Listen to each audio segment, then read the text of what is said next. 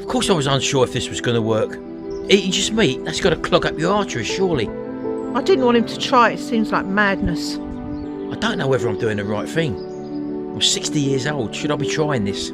Everyone's saying it's going to hurt your health. It goes against everything we've been taught our whole life. Don't eat vegetables. That's absurd. Surely you need all your veg and vitamins and your 5 a day. Sharon doesn't want me to do it, but I've got to give this a go. I've tried everything else.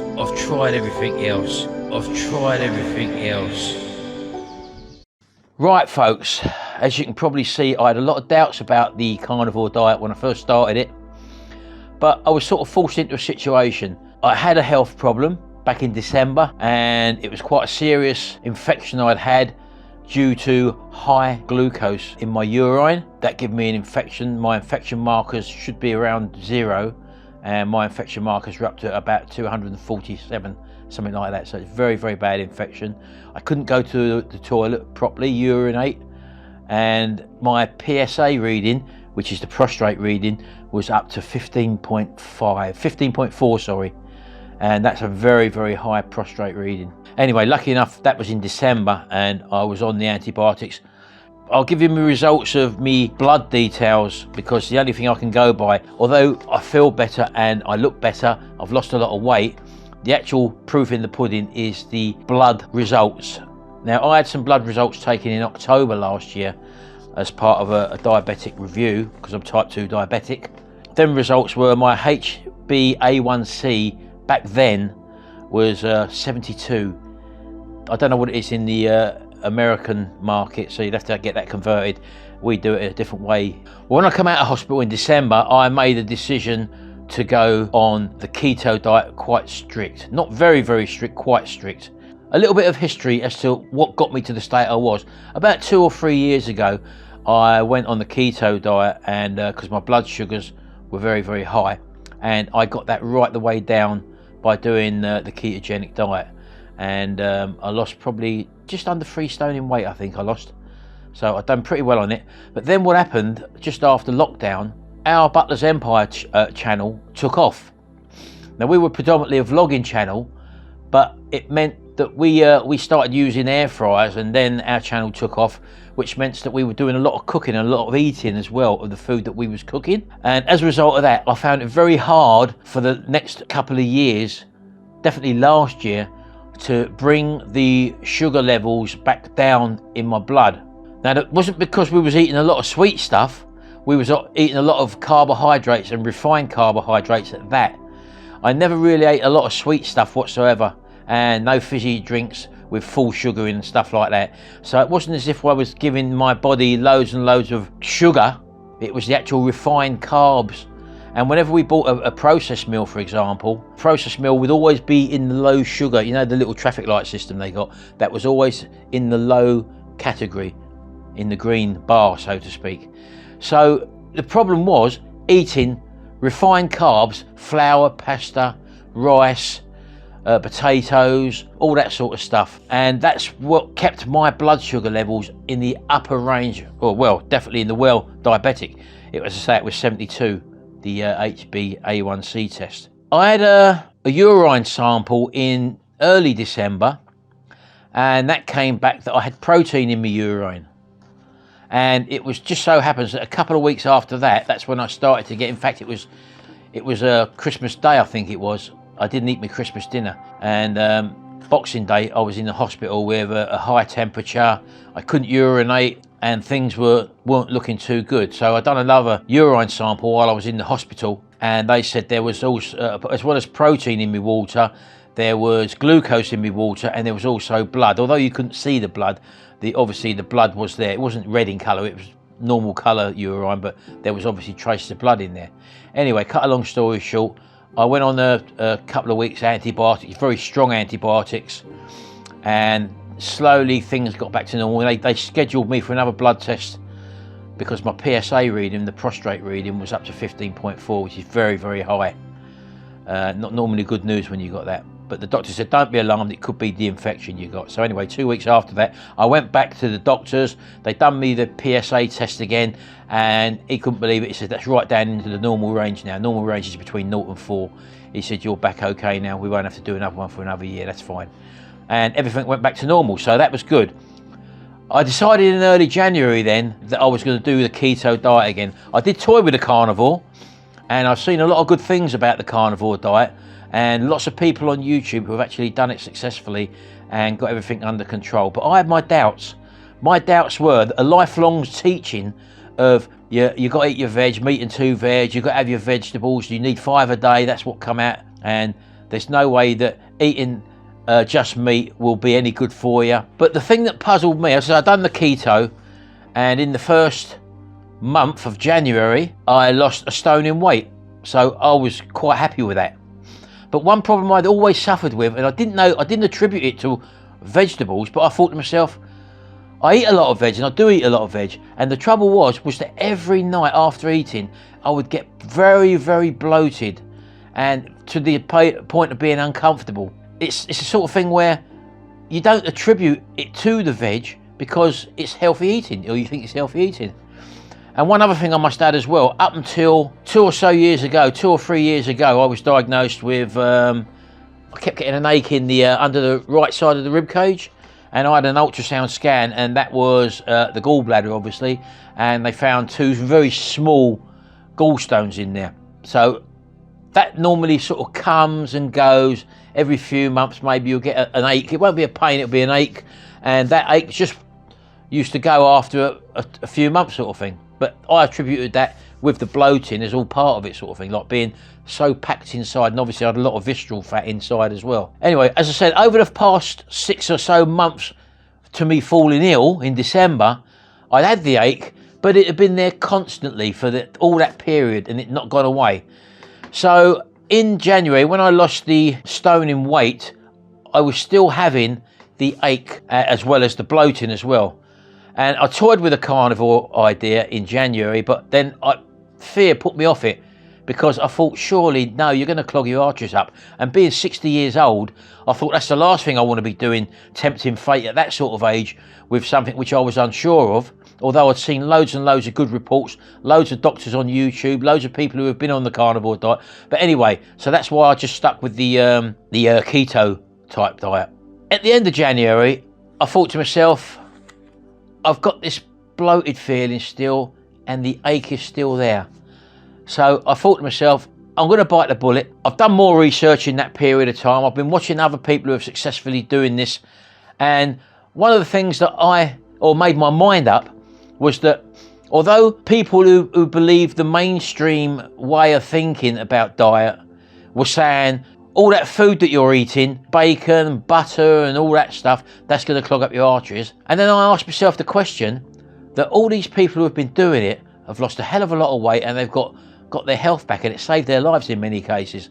And I also looked at eating for the past 40 to 50 years. Back in the 1950s and 1960s, cancer rate was probably about 1 in 10, 1 in 12, something like that. And after all this so-called healthy eating which people have been told to do, cancer now is 1 in 3. Diabetes is out of the window with the statistics. It's gone wild. So many more people are obese now, and a lot of people who used to eat the European diet and the Mediterranean diet and even the Far Eastern diet, who never were overweight or had health problems, since they've adopted the Western style of eating, processed food and all that sort of stuff, they're now overrun with diabetes, health problems, cholesterol, high cholesterol. It's amazing that the health problems, strokes, all these health problems and dementia even, which they now call in type 3 diabetes. So I decided to do the carnivore. I didn't have anything to base it on myself, but I did have my previous readings in October. Now here we are, 2 months down the line, and I've got the readings now. I've literally just had a blood test. I've had my annual diabetic review, and they've come back and given me my blood results now, which I'm going to share with you now. I've lost an extra weight. I've lost more weight. I feel absolutely fantastic. I've not eaten vegetables or any other products apart from meat-based products for a whole month now. The keto diet was the month before. So in total, since I was ill in December, We're now at the start of March, so that's 2 solid months.